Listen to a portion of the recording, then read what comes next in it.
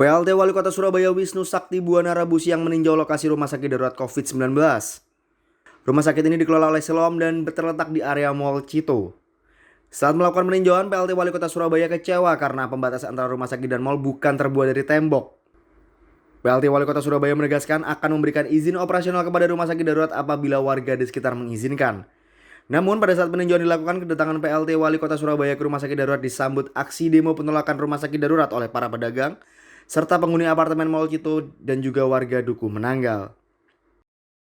Gaduh rumah sakit darurat COVID-19 di kawasan Mall Cito terus berlanjut.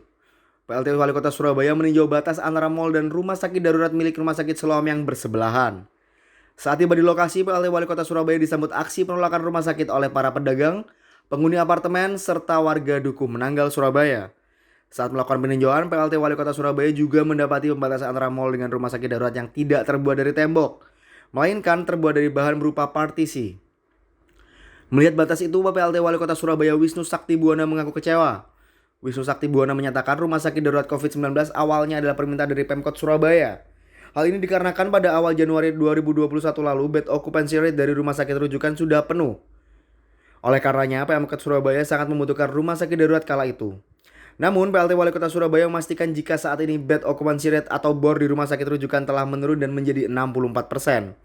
Sedangkan untuk ICU kini menjadi 74%. Wisnu Sakti Buwana dengan tegas menyatakan akan memberikan izin operasional kepada rumah sakit darurat COVID-19 apabila warga sekitar telah sepakat dan memberi izin. Selama belum ada kesepakatan, PLT Wali Kota Surabaya menyatakan tidak akan memberikan izin operasional. Karena kan 2 minggu yang lalu BOR kita, ICU kita 100% dan bertahan itu 2 minggu atau 3 minggu. Awal Januari itu. Ya. Saya kehilangan 2 lurah saya bersama istrinya itu meninggal di UGD karena menunggu ICU. Nah, pengalaman itu waktu saya di Jakarta ketemu dengan jajaran kementerian juga, pas bertemu ya saya sampaikan berapa lama yuk bisa buka kalau memang darurat. Nah, waktu itu kita butuh 7 hari katanya. Oke, kita lihat situasinya. Penolakan datang dari pedagang dan penghuni Mall Cito Surabaya. Mereka khawatir selain mal semakin sepi karena berdirinya rumah sakit juga berefek pada kesehatan pedagang dan penghuni apartemen di sana.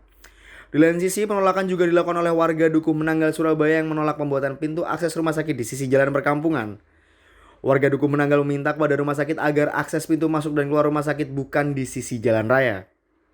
Itu beberapa perwakilan dari mal dan apartemen itu pun kami memaksa untuk mendapatkan penjelasan langsung dari pihak Siloam.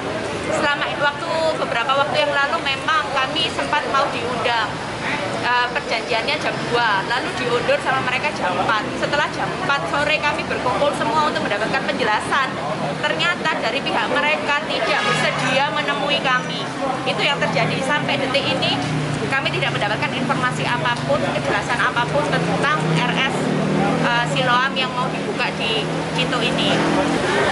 Sejak awal pembukaan Cito ini, dia akan membuka 2 akses jalan sini sama sana. Sejak awal berdirinya ini sudah ditolak. Apalagi sekarang terakhir.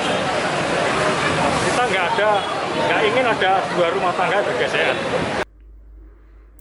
Sementara saat berupaya dikonfirmasi, pihak manajemen Rumah Sakit Siloam belum dapat memberikan keterangan secara lisan. Hal itu dikarenakan mereka masih melakukan dialog dengan perwakilan pedagang dan penghuni apartemen di Mall Cito, Surabaya. Dari Surabaya, Putra untuk Berita Jatim TV.